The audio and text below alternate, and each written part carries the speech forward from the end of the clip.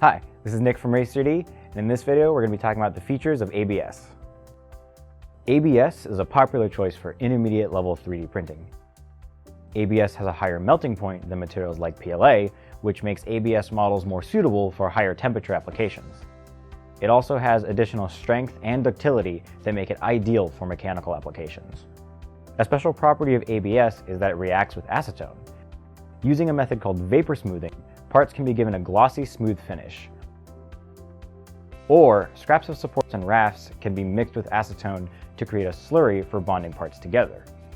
ABS is an inexpensive material that is comparable to PLA, but it can be more challenging to print with. ABS requires a heated bed and preferably a fully enclosed chamber, as it has a tendency to warp. It is also highly recommended to have some ventilation, as the fumes are considered potentially toxic. However, with the HEPA filter built into the Pro 2, ABS fumes are filtered directly out of the machine. With high-end printers from Race3D, printing with ABS is easy and the perfect step up into durable end-use parts.